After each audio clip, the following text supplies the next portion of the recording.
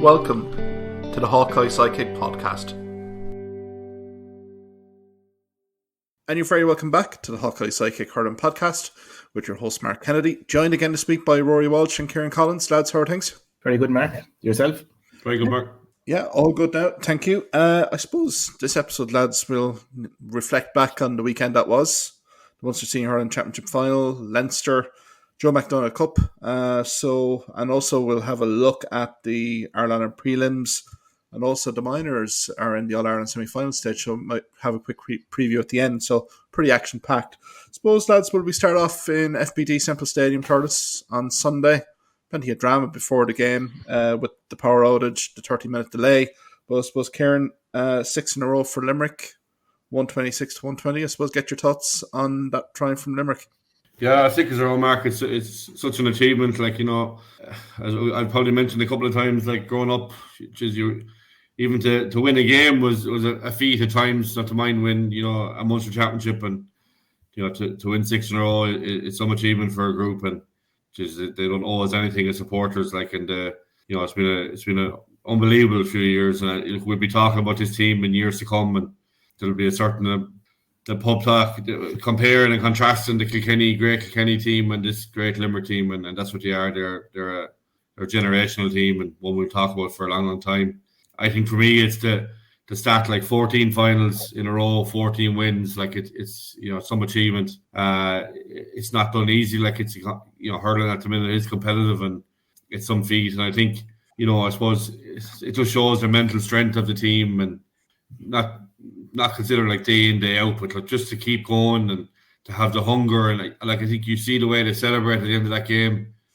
To me, I was comparing it to the Dublin teams when they were winning Leinsters. And I know, look, Leinster football isn't as a sought-after trophy, but just to see that it still means so much to them, you know, after 6 years, like it's you know, it's a credit to the work they're putting in. But you know, and the game, like I think probably Clare, they know each other so well. You know, they've probably tried different things over the last few years, but at the end of the day, similar teams line out, similar structures. But I think this is the least fired up I've seen Clare coming into the game in the 3 years. At the match, you know, I suppose a little bit tit for tat at the start, but I think then, you know, Limerick, this was, you know, once they got through the first 20 minutes, started to, I suppose, show their dominance and got a few scores ahead. And look, credit to Clare getting 1-1 before half time to get it back level. You know, so going in at half time, I'm sure, you know, both teams were probably happy. But I think it was that, you know, that period after half time where Limerick came out, and I think they outscored Clare, was at 1-6 to 2 points, you know, in that third quarter. And I suppose that was probably the winning of the game there. You know, Clare did, you know, come close with goal chances, and you know, definitely Abe McCarthy's was well saved, but I think he didn't really test Nicky Quaid enough. But Mark Rodgers' chance has to be a goal. You know, he has to finish that. You know, I suppose the width of the post was what kept it out. But, you know, Clare did trouble Limerick in that regard at the back. But I think Limerick just had the answer. They didn't seem to panic. And I think to see them taking off Cian Lynch at 53 minutes, like, he wasn't performing to the standards he sets. And, you know, he wasn't performing to the best we've ever seen him. And like Limerick were in the ascendancy at that point, and to take him off, I think is, you know, it's real credit to the sideline. And I think if you compare that to Clare, where I think the changes came too late, like they were not a million miles off Limerick at any stage. You know, 6 points in hurling is not a huge lead. It can be wiped out in a matter of minutes. And for me, Darragh Owen being on the field for 62 minutes was, you know, it was too long. Like, he had 3 possessions in the hour, didn't have any foothold on the game. And I think you could even probably question 2 of the 3 possessions were a negative possession because he turned the ball over to Limerick. Clare probably and the management team have been accused in times of, I suppose, not being proactive with changes. I think Sunday showed 62 minutes before they start ringing in changes. And I think the likes of David Reedy, you know, Ian Galvin, I'm sure they weren't happy on the bench. Like David Reedy has been performing really well all year, and to only get to see 7 or 8 minutes of action, I suppose it's not what he was expecting, I imagine. But I think that's the main difference was the benches. And like we talked about Clare's we talked about Clare's, building a panel in the league, and we saw young lads like Sean Rinn, and but we haven't seen them since. Like, I was looking at the program on Sunday, and bar Reedy and Galvin, kind of looking at what's left, and like, to me, there was no real game changers there. Like Aaron Shanaher, Shane Meehan, they haven't really got a chance either. They seem to get on for 5 or 6 minutes at the end, but at no stage did Lohan give him a proper chance. And I suppose we've seen it with other teams, but definitely with Limerick, like, it's like an apprenticeship where I suppose Shane O'Brien aside, you earn your stripes, and I suppose you earn your trust, but they just don't seem to be giving the fringe guys enough of a chance that when they need them and they need an impact, I suppose it's not there. I'll stop off now. I'll put it back over to Ruairi there, but to me, I think that's a huge part of where Clare may be going wrong in the last couple of years. Ruairi, get you in here. I know you were very disappointed after the final whistle speaking to you. I suppose getting your reaction now, a few days after, what's the overriding feeling? Yeah, disappointment, I suppose, Mark, is that this year, the last 2 years, they threw the kitchen sink at Limerick in the Munster final, and with a bit of luck could have got over the line even on both days. Whereas this, as Kieran said, there was that gap between the teams, and Clare looked flat, if anything. And it's kind of like, if it was a club game, you'd be looking for something to start a row, maybe to get the blood going, and it might, because Clare needed something to change. And to be honest, we got a lifeline, I thought, with that 1-1 just before half time, because Clare were very lucky to win level. And this was a perfect chance to rectify things, because a lot of players were well below par. As Kieran pointed out, like Darragh Lohan for midfield in a Munster Championship final to be on 3 possessions, actually that's over the whole game. By half time it was probably 1, I'd say. But look, that can happen, guys. No one goes out to, not get on the ball, but like, that's what you have a squad there for. And that's why you have the likes of David Reedy with huge experience. And actually, against the breeze, he'd have been the perfect man kind of carrying the ball at Limerick, kind of sucking in kind of the high tackle, maybe winning a few frees. But like, to not make a change until the 62nd minute when we were being beaten in so many positions. But yet still in the game, which was a strange thing. It did feel at the game, for me anyway, that I thought, in too many positions, especially in the middle third, we'd been well beaten. But yet you looked up at the scoreboard and you're thinking, we get a goal here and it's game on. And I suppose the Mark Rogers one was the best chance. And it's probably, if Limerick were to look back, and I know they always do, to see where they could improve on, but to give up again, like 4 goal chances, let's say 3 really good ones, and Clare only took 1 of them, and you were kind of felt, to beat this Limerick team, you're going to have to like take what chances you get. And I think it was Christy O'Connor said beforehand that whatever Limerick score goal-wise, be it 1 goal, Clare will need 2, And he was right, like, you needed to outgoal Limerick in a way, and the fact we didn't do that was going to put us under a bit of pressure, but points-wise and stuff. So yeah, and like, just another factor, I suppose, for me as well, David McInerney, who has been struggling with injury throughout the Munster Championship, and we hadn't seen him since he hobbled off against Cork, and you give him the task, and we were delighted when we heard he was fit, because, he has the experience of Mark and Hegarty, but you could see his legs were gone early in the second half, and Hegarty was coming more and more a force into the game, and for a change not to be made there as well. My last one, I suppose, inside the forward line, Aidan McCarthy, I know he ended up getting 2 points from play, but they were kind of ones where, he was coming off the shoulder, a ball somebody else had won. He's been beaten for 50-50 ball by Dan Morrissey. And I just figured maybe an Ian Galvin type of forward inside there who'd, be popping around and would ask different questions of Morrissey, would have worked better, because at that stage, McCarthy's free taking was erratic. So if he's nailing all the frees, you'd say fair enough. But, and that was another factor as well. I know Limerick missed a couple of frees, but for Clare to hang in there and maybe in the second half get it into that 1 score, get into a 2-point gap, we had our chances and like just some bad frees missed. I'm just thinking of the one first half, Aidan McCarthy off the post, like straight in front of the goal, 35 yards out. Like, they have to be nailed on if you're going to, beat a team going for 6 in a row. So yeah, from a Clare point of view, like, that is, it's disappointing again from a management point of view, because to give Lohan his credit, originally when he took over, like, Clare were seen as a soft touch, and he made them a hard team to play against, kind of, in a way, kind of a nasty team that you're going to have to, fight out to win the game. You have to, a physical challenge as much as anything. But they haven't really, like, over the last 2 or 3 years, can we say they've really gone on to the next step? Whereas we can see how Limerick improved through their first few years from 2018 on to 2019 and so on. They just seem to be kind of stuck, and it seems to be the same things on big days where big calls go wrong. And for me, this one, the big call in a way was during the game, not being able to make the switches. while the game was happening. And as Kieran said, like, Limerick were the ones to make a change first, and 6 points up at the time when they did it. And you're there, like, bewildered as a Clare fan, kind of saying, we're the ones here struggling in so many positions and there's no changes being made. Yeah, and I just kind of hope now, between now and the quarter-final, be it Wexford or Laois, whoever we are playing, that Lohan isn't kind of stuck in his ways to say, you know, oh, well, I'll show them I was right and I'm going to give these. Like, I think if things go great, you have to change it up. Freshen up the team now with 3 or 4 switches. And it might be the hardest call of all, but I'd start with goalie. I'd replace the goalie for the quarterfinals, and you might say, oh, well, if that goes wrong. But at the minute, I don't know, are we going to win All Ireland with Eibhear Quilligan in goals? Because there's just too many mistakes there. If I'm being very harsh, like, he's probably the 4th or 5th best goalie in Clare. The one thing I would really praise him for is his distribution. And in the Munster final, that was poor. Like, the thing that he's really in there for is he does have real quality distribution. Like, he can put a ball in the guy's hand 80 yards away, you know, like no more than Nicky Quaid can. But when it comes to all-around goalkeeping, you could just see the difference between the two keepers. Like, might be a harsh thing to say, but I just felt up in Ennis, if we had Nicky Quaid in goals and we'd swap goalies, we might have got over the line in Ennis.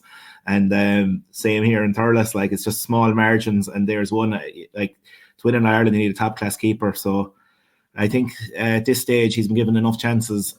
It's probably worth having a look now. The only thing, it's kind of a shot in the dark, because we haven't seen a lot of Keane Broderick, just a league game. He played against you, Kieran, did he, down in Wexford that day? Yeah, the three keepers have been seen over the league, haven't they? Foodie was played as well at one stage. Yep. Yeah. So yeah, maybe even then, like... It's a point I wanted to bring up as well. Puck-up mistakes for me. Yeah, even the one for the goal, you could say, whatever about him being slow off his line, which he was, but the puck a ball where it was an overlap of Limerick players. And it wasn't like that it was on. When you saw it from behind the goals, like, I don't know what he was looking at. Maybe he didn't see one of the Limerick guys through his vision, but, you know, it's just put Clare under pressure straight away from the puck out. I think the lad said it perfectly in RT. If you're going to go, you got to go. You can't just hesitate.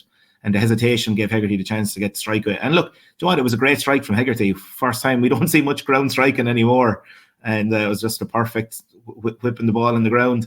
And in fairness, like, I thought Duggan, who'd had a poor first half, let's call it, you know, compared to the impact he's had in the Munster Championship, but like, his finish was like brilliant as well, just split second stuff on the turn, and it kind of gave Clare the lifeline. And it just felt there like that Clare's tactic of let's go along to Duggan and hope he wins all the ball, and then not having another option to go along with. It really suited Limerick in the second half against the Breeze, where they could push up, force him to go along, and knowing that Duggan was really the only one he was confident hitting ball on. And I suppose that's the David Fitzgerald thing we've spoken about. Brilliant on the ball, but not great to win his own ball, and very poor to, you know, work back at times. And I think that was showing up. If you compared, he scored 4 points from play, similar to what Hegarty scored. But if you look at Hegarty's overall impact off the ball and his work rate, like, that's where I think David Fitzgerald does fall short, for all his talent on the ball. No, just it was something I wanted to bring up, was you know, just the puck outs. Like, was there 3 or 4 balls that were put over the line in the 70 minutes?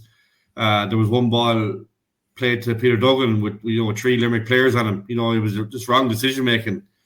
And like, that thing with Limerick, like, and Nicky Quaid having him there, like, I'm sure that the full back line, it's a huge relief knowing that the goalkeeper of Nicky Quaid and the quality of him behind him as you know, as a last resort, like, it must be a huge weight off their minds. And I'm sure for the Clare defender, especially the full back line, half back line, you know, I suppose with the performances we've seen in the last couple of years, it's probably not just this year, it probably has ran through the last few years with him. He wouldn't, you know, give you great confidence as the last, you know, line of defence. But in this game, like, puckouts are, you know, they're bread and butter, and they're so important, and there's so much work done on puckouts in training and in meetings, and getting it right. You're restarting the game, and it's such a sucker of life out of a team when a ball is pucked out over a sideline. Like, the opposition fans will cheer. You know what I mean? It's nearly embarrassing, I think, that when a keeper pucks a ball over a sideline, but to happen 3 or 4 times in the game, it's just not good enough. Yeah, and one, Kieran, was a free that they brought him out to take, about 40 yards out. And you're kind of thinking, if you bring out the goalie, you know, he's either going for a point or he's going to lob it right in around the square, and he pucked it out over the far sideline, you know. I presume a player had made a half run for him or something, and he changed his mind about to strike the ball. But, you know, it just seemed kind of a bizarre thing. And for all like Limerick's dominance, they didn't put Clare away. And as I just said, if a moment like the Rodgers goal or something, and suddenly you win the next puck out in a free and it's game on, but the fact that never happened for them, you just kind of, it just felt like it was almost an inevitability to it, unless Clare like had stuck a goal or had a moment like that. Because there was that. It did feel that way, didn't it? That it was just kind of going towards an inevitable finish. It needed a moment to swing, like up at Ennis, how the game swung on the goal. It just didn't come for them, and the fact that Clare, struggled in so many positions was probably especially middle third, half back line. Never really got into it. You looked at, I saw a stat, Kyle Hayes set up 1-4 from wing back, and you look at the Clare half back line. Did Diarmuid Ryan get 2 or 3 strikes in the whole game? David McInerney rarely got on the ball. John Conlon was targeted like I think Limerick did their homework, that they saw how much of a playmaker John Conlon was and how Clare were beginning to put more and more ball through him, and said we'll cut off that source, and like that really was effective for Limerick. The Clare halfback never got really a platform or stronghold the game, and you just kind of felt you can't win a game if you don't win the middle third. I think in a way they probably did well to hang in there score wise. Yeah, and even looking at the turnover count, I think even compared to Limerick half-back line, sorry Mark, no, that like the Limerick half-back line scored 6 points from play. It's a huge contribution, and I think definitely that second half, the wind definitely did pick up, I think, in strength in the second half. Like Limerick, the half-back line were on their own 65, for the Clare puckouts, and like that wind was holding the ball up, and it's ideal for a defender to defend that ball and attack the puck out with it. But I just thought like definitely Diarmuid Burns, who's been, I suppose, questioned over the last couple of games, really got back into spells of form we've seen from him. And Kyle Hayes, like, he's in hurler of the year territory at the minute. He's unbelievable, and definitely 2 great points he scored. The first one, taking the long run, and really incredible. And I think Declan Hannon was probably his best game he's played in a long time as well. Yeah, I thought Hannon really, the way the team was set up around him, just orchestrated at will, didn't he? I mean, he came with his run game as well. He was getting some fantastic service off the likes of Will O'Donoghue, Cathal O'Neill chipping in with a few points, but that 9 points from the half-back line as well was pretty pivotal. But that 114 from turnovers as well, I thought was kind of key as well, just emphasising really kind of the dominance that Limerick middle third had at various stages. I suppose as well, Ruairi, here looking from a Limerick perspective, you've kind of touched on it, the bull, Shane O'Brien coming in for his first kind of real provincial final, senior grade, and really came up trumps there as well. And I think Aaron Gillan was fairly quick to praise him post-game. I mean, there does seem to be a cohesive unit forming here between Aaron Gillan and Shane O'Brien, and so it proved on Sunday as well. Yeah, he's great. I know it's an old phrase, but he's great hands, and ball sticks when it goes into him, and nice striker of the ball. He has been, as we've seen, kind of underage, being erratic at times. Some days they all go over from other days. But like if he tidies up that shooting and improves in the accuracy, like he's a serious forward. Like he had a good tussle with Hogan, but if you, especially first half, I thought, you could say it was 50-50. But O'Brien definitely started to come more and more into it. But even just comparing the kind of ball into O'Brien the service he was getting compared to up the other ends where, Rodgers, Shane O'Donnell off complete scraps in the second half. And when the ball did go in, it was, high ball, it was the wrong type of ball, Yeah, but like O'Brien, he's another kind of player who wouldn't have got a look in only for injuries here. And, has really, stepped up and taken his place. And with Flanagan and those lads coming back, for the All Ireland series now, there is competition for places. And it does make the kind of loss of Peter Casey, a small bit less significant when another lad steps up. So, yeah, and it was something that we had mentioned before, and that as well, that we had thought that this year that Clare, and look, they had strengthened the panel, but what's the point strengthening if you don't use them, as Kieran pointed out? There's no point saying, our panel is much stronger this year, and then when you're in trouble, not using it. You sooner, gamble and lose than not gamble at all in one way, you know what I mean? Especially when the game was still there, that was the thing. Had they made switches. But yeah, look, from a Limerick point of view, the fact now they're back in Croke Park again, they're definitely the team to beat. For all the talk about Cork and everything, I would see Limerick as Stonewall favourites now for the championship. Yeah, just the experience they have there, the fact that they've been improving as the thing has gone on. And just to go back to what Kieran said, the 6 in a row, the fact when Kilkenny had their dominant spell, they were walking through games in Leinster that they were winning by 20, 25 points. There was no real, Offaly were beginning to be on the wane and so on. There wasn't that strength. But in Munster, Limerick are scraping through games where it's, even losing the odd game in it, So the fact that it's so competitive and they're still winning it, I think there's more respect for that from my point of view. That the games, they're hard championships to win, but yet like they're still coming out at the right end of it. So that for me deserves, more plaudits than, maybe 10 Leinsters in a row when there was very few games where Kilkenny were put to the pin at their collar in those Leinster championships. Yeah, absolutely. I mean, Kieran, get you in there as well. Rory's briefly touched on it. The players that have been unavailable, I mean, thinking of the likes of Sean Finn, Darragh O'Donovan, in terms of Seamus Flanagan as well. I mean, training here for Limerick heading into an All Ireland semi-final. I mean, the 4-week break, is it going to be a bit of a godsend to recover bodies? But for guys looking on the outside in, looking for a piece of the action, I mean, it's going to give John Coyle and Paul Kinnerk and the management team an awful lot of good headaches to have going into that All Ireland semi-final. I think they'll be well primed. Absolutely. And look, the 4 weeks, we've seen pictures and stuff coming out there the last couple of days where they've been enjoying themselves and celebrating their win, and rightly so. That's a big part of it as well.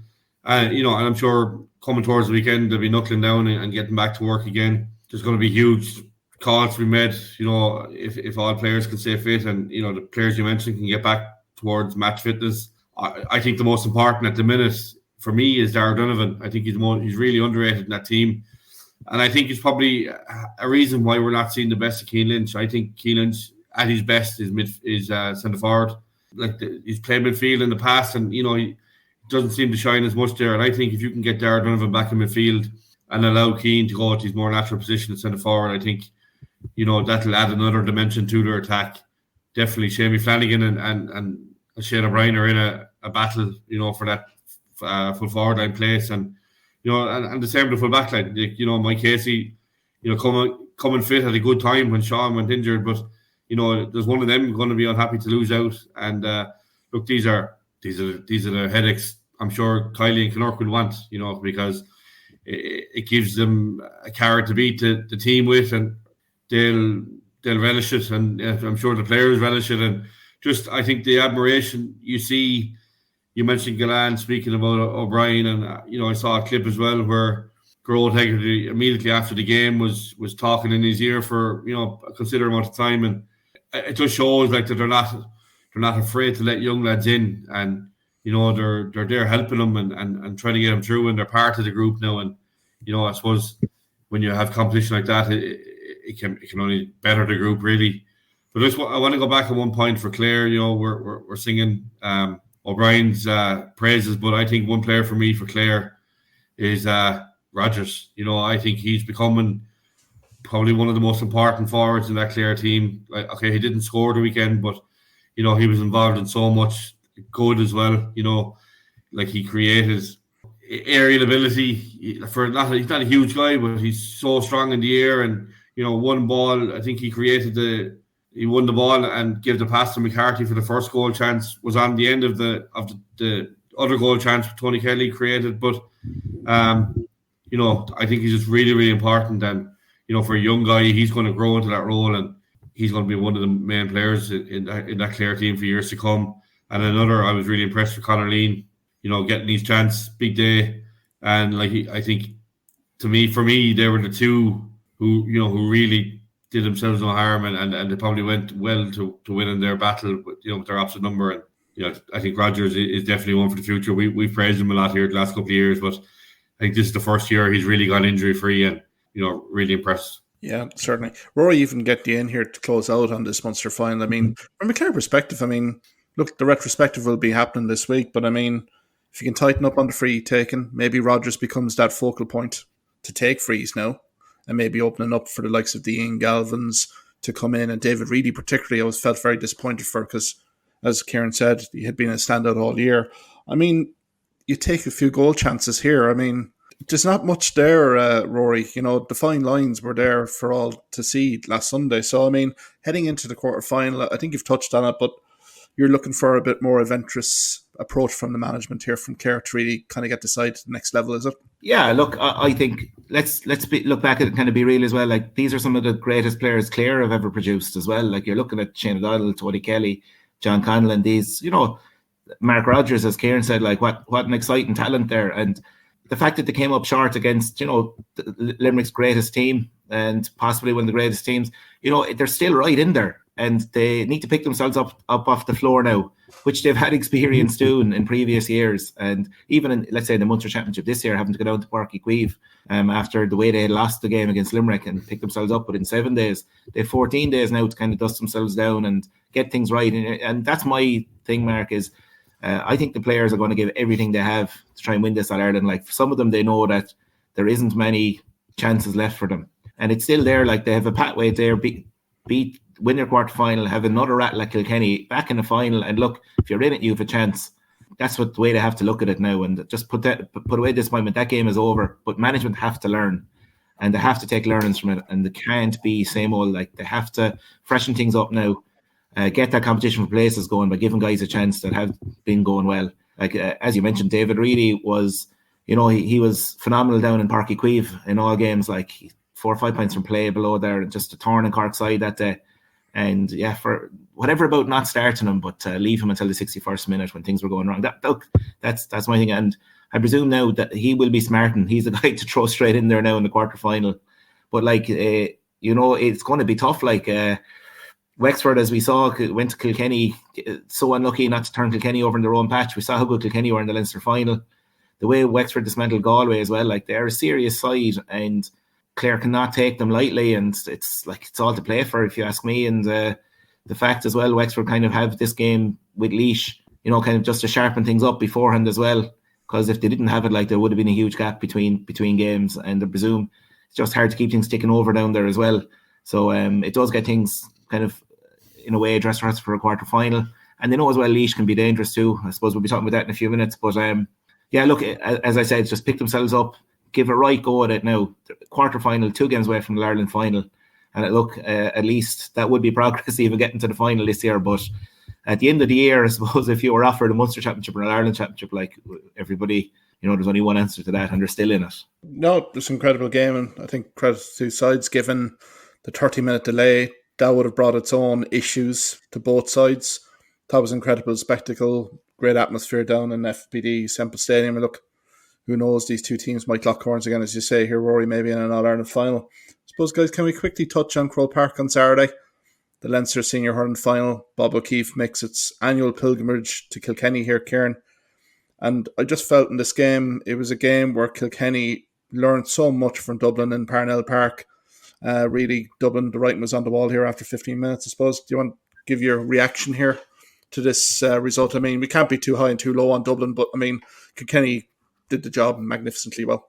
Yeah, I think it was a real, they've gone up a couple of years on the performances we've seen in the round robin. They learned a lot from Parnell Park, but I think also Dublin made it easy for them at times.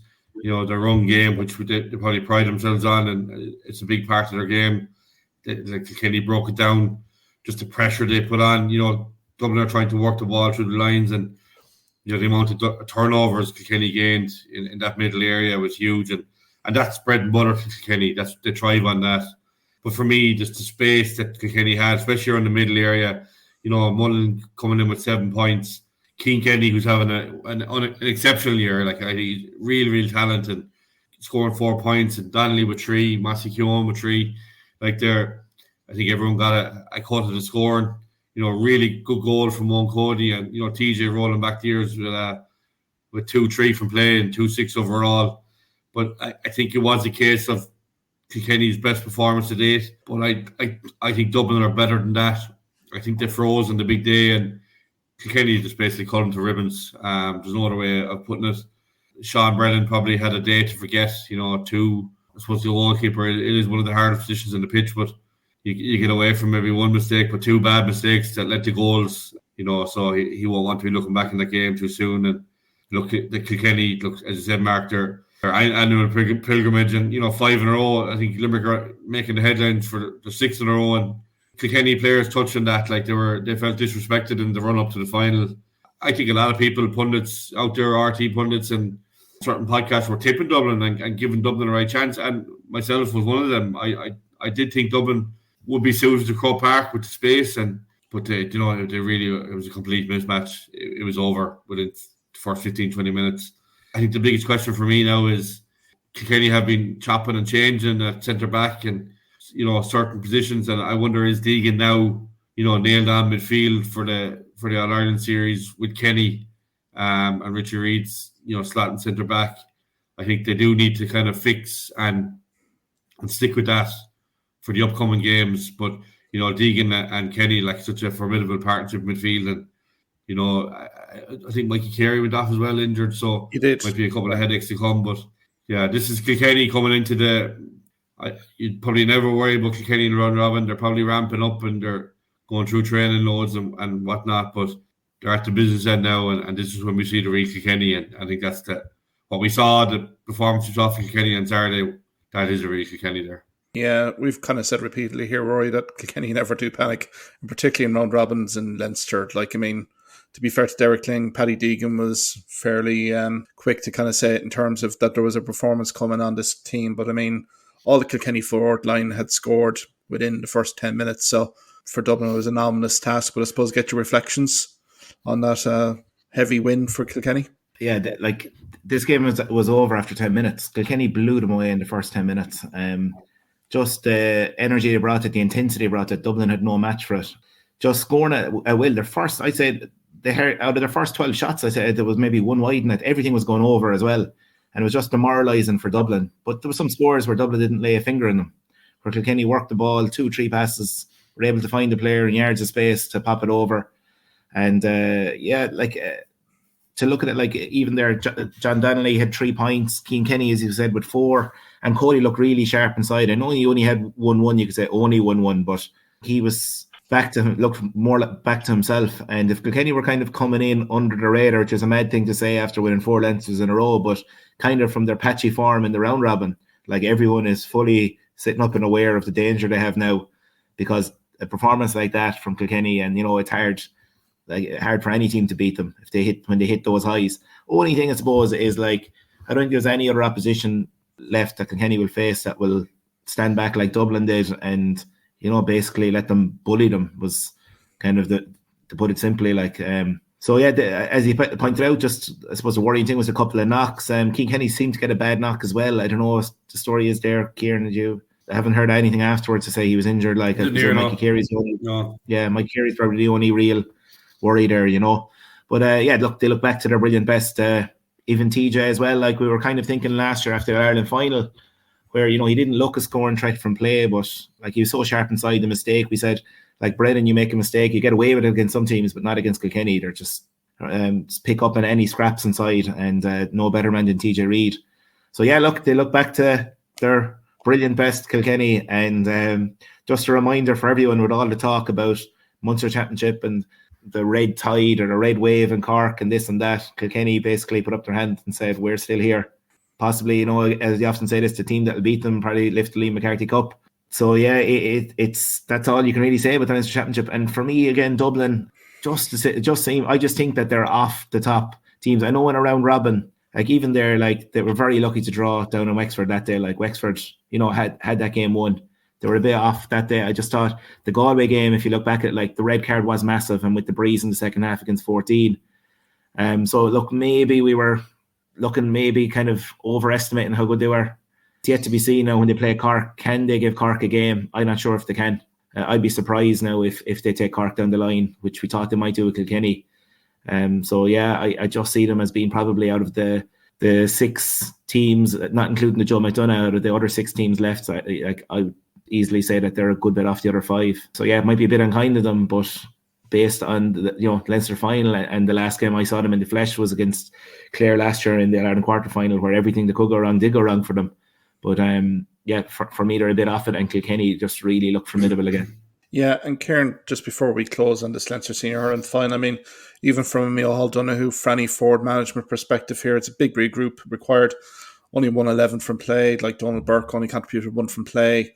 Conor Burke was the prominent scorer for Dublin with 3 points. But again, as you said here, guys, there was endless scores coming from that midfield area from Kilkenny. What does Micheál Donoghue and Franny Ford actually do here for Dublin heading into this All-Ireland quarter-final? Rory's alluded to it here in terms of last year, that nightmare performance down in TUS Gaelic grounds.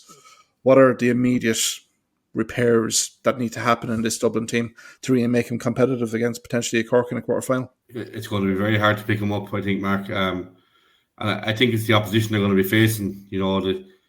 the Rebels, and they're back and they're high and fly and full of confidence. It's probably the worst team they could face. Like, I think Cork are going to be hopping off the ground. They're going to have the game this Saturday against Offaly. You would imagine they will be strong enough to beat Offaly, and I think that game will stand to them. And I think from here on in, they're going to want to probably be ruthless. And unfortunately, I think Dublin are going to get caught up in that storm, and it's very hard to pick yourself up. Losing an Leinster final is probably one thing, but I think the manner they lost it, I suppose to have the little, the 2-week break, but I just think it's very hard to pick yourself up from that. A lot of good work was done in the round robin, and I suppose it's all been cut to pieces really on the back of one 70-minute performance.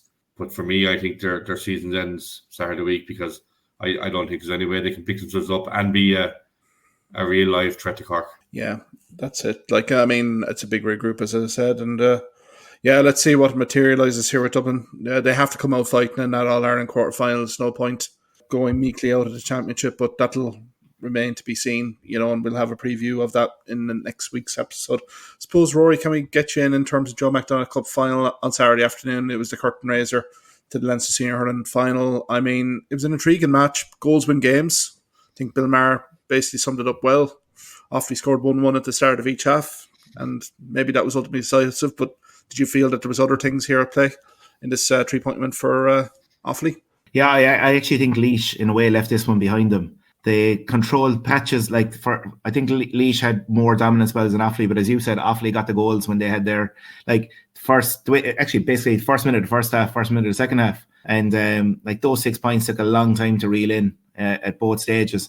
And in fairness to Laois, both times they came back, at one stage they were 7 points down in the second half, and they played the best hurling of the game. I thought was that spell Laois had, where they came back to level, and from then it was actually a lack of composure. And that's this thing we've spoken about with the Offaly under-20s, the composure they had against Tipperary to go over the line. We saw, and it was a couple of the more experienced lads that had come in for Laois off the bench.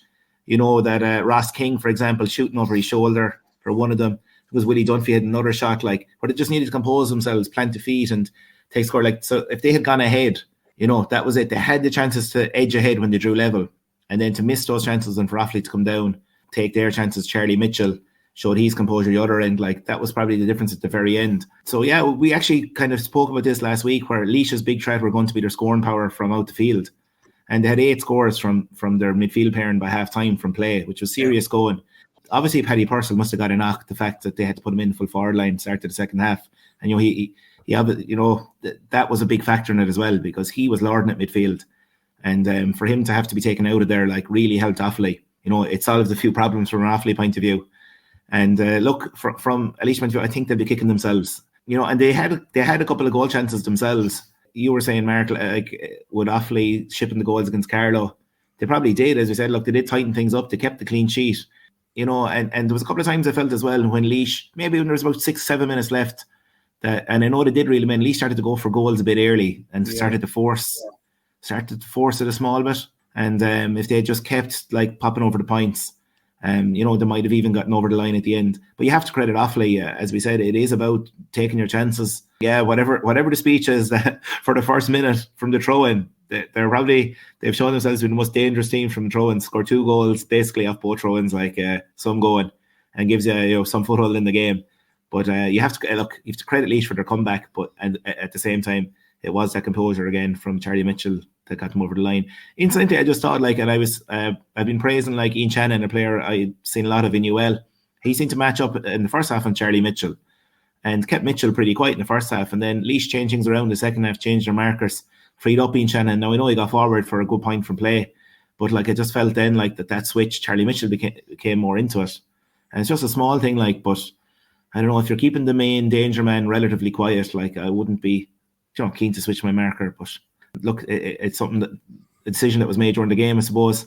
And then for Offaly, Brian Dignan, 1-4 to compliment Charlie Mitchell, could have easily been picked as man of the match himself. And I thought first half as well, Ben Keneally, cornerback, did really well. We spoke Ger Quinlan, who would be seen as up and coming talent in Laois, was serious forward for the minors a couple of years ago. Didn't really get a look in as such, was completely marked out of it, as was Screeney, I suppose, at the other end. Yeah, so from a Laois point of view, they probably needed him to be a real threat inside, because all Laois's scoring power was from further out the field.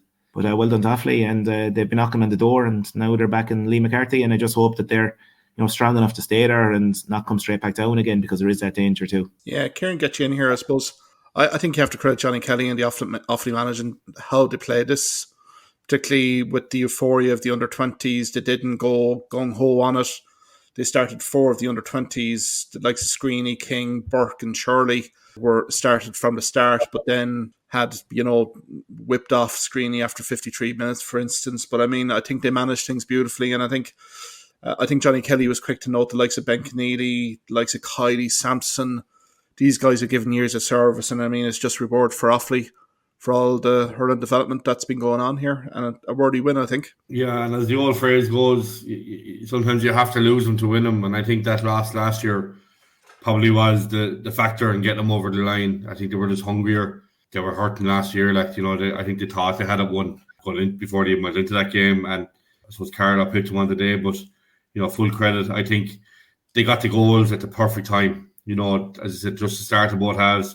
I'm sure Laois were coming out with I suppose a certain plan or a target where they wanted to be after, maybe the first quarter, and, the opposition scoring goals definitely wasn't in that plan. And to get it back to level at half time and, getting probably a second chance at the second half, and then, for Offaly to get a goal, really kicking the teeth. But I think Laois showed real heart, when it was a 7 down with 20 minutes to go, and to get themselves back into it.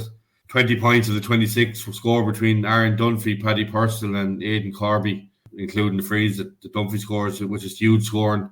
I agree, Ruairi. Paddy Purcell, to me, he was unbelievable in that first half, and he did look tired coming to the end of the half, and I'm wondering, was he just did he fire the load early, and he just didn't have the legs for it, and maybe that's why they put him in the full forward line. But he's a real huge player for him. But going to Offaly, to be fair, look, they had the hurting last year. I think Charlie Mitchell worked like an absolute dog. I think it's probably one of the best performances I've seen of him. Real work rate. People talk about Adam Screeney, and he's probably the one name in that 20 team, but I think Dan Burke, we know a Dan Burke mark, and he wouldn't be a patch in this lad. He's incredible. I think he's going to be definitely one of these hurlers for the future. Really, really impressed with him. Look, to be fair, it's been some 2 or 3 weeks hurling for Offaly, winning the 20s, All Ireland, and now securing Liam McCarthy for next year. Personally, I think it should end here. It's probably a discussion for another day, but I don't think it's fair to ask it to play again, 6-7 days later in a preliminary quarter-final. They've won their competition. They've secured Liam McCarthy for next year. I think that should be it. This team deserves to celebrate. They've secured top tier hurling for next year. They deserve the chance to, let the shackles off. It's been a long year already, and let them go and celebrate. And whatever about Offaly, even harder for Laois, pick themselves up. It wasn't a game that they lost, and lost fairly. As Rory said, they probably will feel that they left it behind them, and that's going to be a bitter swill to swallow for them, and to get back up in the horse a couple of days later and face a extra team. It's going to be no easy feat. And look, I'm sure we've seen it in years gone by, where when the shackles come off and you get to play in a game like that, it probably freed the hurling's a little bit freer, and you just don't know what could happen in any game. But I think for the both teams, it's been a long season, and I just don't see, history will say for the Joe McDonagh team, they don't really do well in these preliminary games. Look, I know history can change in a flash of an eye, but it's hard for both teams to get themselves back up and hurl a week later. If they wanted to play in preliminary quarterfinals, they have to be a 2-week gap, just to give them a chance to recover and to get back up in the horse again. Yeah, I'd agree with you there, Kieran. I just don't think that the GAHQ have to really think this out in terms of that. The body of evidence here, Rory, in terms of these All-Ireland prelims, I can only recall Laois in that infamous day with Eddie Brennan in charge when they beat Dublin in All-Ireland prelim. There has been precious little for any of the Joe McDonagh teams to really get excited about in this level of the All-Ireland series. I don't know and I know it was mentioned by Johnny Kelly in terms of helping the middle pack here. I don't think this does anything for them this weekend, given that you've Cork coming to Tullamore, you've Wexford coming to Portlaoise looking to make statements of intent here. So these could be difficult afternoons for both Laois and Offaly coming into this weekend. Yeah, and I think last year we kind of summed it up as well as which game was most likely to be closer. And I heard it was the Carlow-Dublin game last year, where with 10 minutes to go, it was 119 to 20 points in favour of Dublin, and they finished very strong last 10 minutes because, as Kieran said, you're looking at a team coming off the back of their biggest game, the game they had targeted all year, isn't a Joe McDonagh quarterfinal or an All Ireland preliminary quarterfinal. It's a Joe McDonagh final. That's the game they've been targeting. And then suddenly switch your focus to a rampant Cork team coming to town from an Offaly point of view. And from a Laois point of view, you're coming against a confident Wexford team, and picking yourself up. Like, it is an unfair ask of the teams. The only thing you look at it is, I would say Laois are probably more likely to be the ones to put up a big performance if they have been looking after themselves this week and, even gotten back and putting a serious training in, because, as you said, they have that history where they have turned the team over before. And there are players there in that dressing room still there, who will be talking to the younger lads, about giving it everything and so on. But even the fact, like, as I mentioned last year, the fact I think Carlow took Dublin to the line definitely impacted then on Dublin's quarterfinal the week after. And I presume Wexford will be hoping to maybe put this one, to bed early, while Laois might be a bit fragile mentally, after maybe a tough week in the beer as well. You just don't know, and picking themselves up from last weekend, like, if Wexford got off to a big start here, it could do themselves a favour, because the longer Laois are going to be in the game, the more physical kind of game it'll be, and the more it'll take out of the Wexford legs with a big game the week after. Is there a shock there? It's the only way I could see a potential shock in is Laois Wexford, and still, like, it's a small one for me, because I don't see. I just think Cork, with the form they're in, and the fact Cork are a goal hungry team as well, and Cork have a tradition of just walloping teams when they sniff blood in this. Like, they put huge scores up in games. It's the only one I remember a couple of years ago up in Corrigan Park. Antrim gave Cork, a right game for a long time. And but other than that, when Cork have come across Offaly, Laois, and that in these preliminary type games, or even back in the old situation, with the backdoor system, Cork always put these teams to the sword. I wouldn't expect any different at the weekend. And I just see the one that could potentially be close is Laois Wexford. But yeah, Kieran's 100% right. Like, if they're going to do it right and give them a chance. At the minute, like, it is stacked against both these teams. It's kind of like you're wondering, what is the point having this game if they're not going to, give it a fair shot at it. And look, there is an element of unfairness to me where teams like, let's say, for example, Waterford, are gone out of the championship, and then a team from a completely, lower division are still in it. Like, it just doesn't make sense the way it's laid out. And it probably does deserve a rethink, as you said, maybe another day for discussion, but it does deserve a rethink. But if you're asking me just straight out, Cork to win well, and Wexford maybe a bit closer, that's the one that, Laois might trouble the handicap there, the spread, as they say. Cork, hard to see Cork, but win comfortably. Yeah, Kieran, would you go along with that assessment? The Cork are going to come in fresh. They've had a couple of weeks now from the last round-robin game, and they're obviously, this is a game they'll be using to ramp up and get back up to match speed again. But definitely Cork over Offaly, and it's no disregard to Offaly. Like, they've had an amazing year, and even looking into next year, like, I think Antrim will be kind of looking at themselves in the winter and trying to get their best foot forward, because I suppose Carlow did bring in a good challenge this year, but I think Offaly would probably be adding in the bit of youth and I suppose the experience they have now as a team together. They're going to be a formidable team in Leinster. I think they're up now, and I think they'll want to stay up. But for now, I think Cork will. It's hard not to see them winning by 20 plus points. Yeah, no, I'd kind of agree with you there. I think this could be daunting for both teams, as I said. The only hope I would say for Bill Maher and Johnny Kelly here, rotate the squad around, try to freshen it up in the middle third, and maybe bring in some big guns in 30, 40 minutes in if the game is in the melting pot. But I think, look, Cork and Wexford are looking to issue that statement of intent this weekend, heading into potentially an All-Ireland quarter-final stage here. So, look, best of luck to Offaly and Laois. I mean, they've had hard seasons in terms of league. Joe McDonagh, week in, week out. So let's hope that their seasons don't really end in a dampener and that they're competitive. But I think we have to be realistic here and say, given the 6-day turnaround, it's just not good enough from the GAHQ.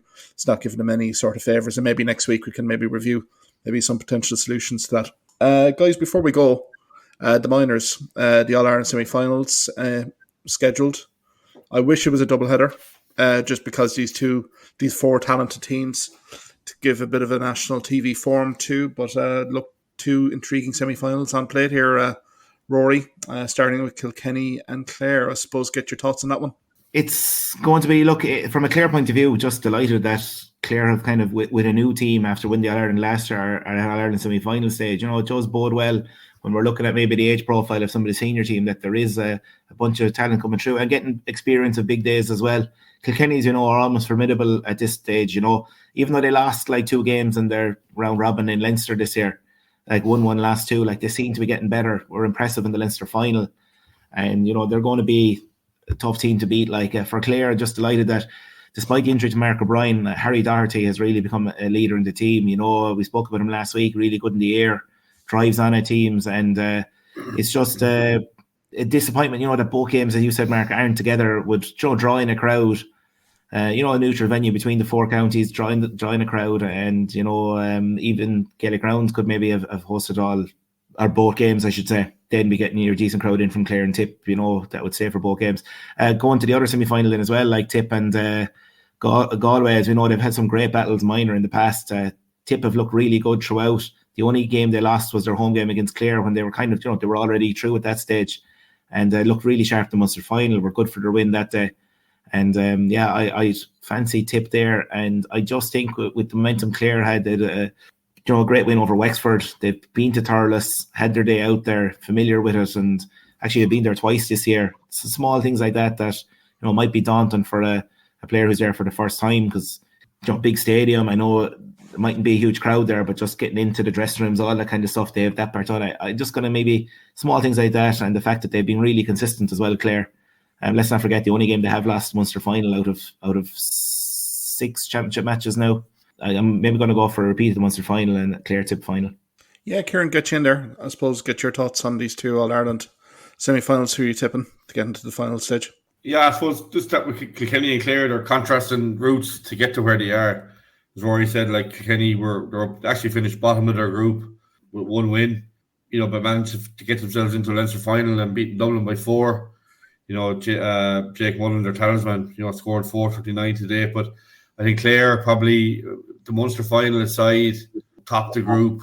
I think Tipperary did beat them well on the day, but I think of the 2, I think Clare probably have been the most, the most consistent team. And I think I probably would fancy Clare over Kilkenny, and then tip Galway. Like Galway took a heavy beating in that Leinster semi-final to Kilkenny, actually losing by 15 points, but. I think the Tipperary have been impressive. I suppose we've talked about them a couple of times this year. Little bit blip against Clare in the group, but I suppose that 7-point win over Clare is if you're going to go off form, that's the form I like to take. And I think for me, I agree with Roy. I think it could be a Tip Clare final. I just think Kilkenny's form has been I suppose flaky to get to where they were, but I think both teams have shown more along the way to get where they are. Yeah, no, I think they're going to be 2 intriguing matchups, really, aren't they? The different styles here, particularly. I mean, definitely from a Clare perspective, I think an awful lot of momentum is there. It's been built up during the year. I would agree with you in terms of Kilkenny, but Kilkenny and Thurles, it's almost a third home to them, alongside Nolan Park and Croke Park, and these guys have really produced in schools. So, I mean, I think that, to me, looks like top billing. I wouldn't be all surprised if that goes extra time. I would give a slight edge to Clare. I just have been very impressed by their work rate, their physicality as well, and also, as you say, Harry Doherty as well has been brilliant. But I think other players have chipped in, particularly middle third. And then, as regards Galway, I'm going to go Galway here, guys. I think they're building a bit of momentum here. They're coming in behind closed doors here. I think an awful lot of people are really tipping this Tipperary team to get to an All-Ireland final. But there is a general consensus here in Galway that this minor team have a good performance in them, and I think this might be it. I do agree with you here. I think this Munster minor final may have overinflated Tipperary a little bit, and no better county to basically ram it down Tipperary's throats in Galway. I'm going to go Galway Clare in the minor All-Ireland final, I think, guys. I think they're going to be 2 fantastic games. No doubt Tina G will be covering both of them professionally as always, and may the best teams win. I suppose, guys, we'll leave it there. Been a lengthy one tonight, but an awful lot to cover. Many thanks to Ruairi Walsh and Kieran Collins. You can follow Ruairi at Squalshy on Twitter, and Kieran Collins at KCollins85, and you can follow myself at Hawkeye Psychic. guys, next week we'll look at these All-Ireland preliminary quarterfinals. Hopefully we have something to talk about on those two fixtures. We'll look at these minor All-Ireland semi-finals as well. And look, fast approaching here, the All-Ireland senior quarterfinals are looming large as well. So a bit of a preview there. I suppose until then, guys, have a great weekend and we'll chat next week. Thank you, Mark. Here, Mark. Thank you for listening to this podcast episode. If you liked what you heard in this podcast, why not subscribe to the Hawkeye Sidekick podcast on either Amazon, Spotify, YouTube or Twitter platforms. You can also follow me at Hawkeye Sidekick on Facebook and Twitter for the latest sporting opinions, articles and reports.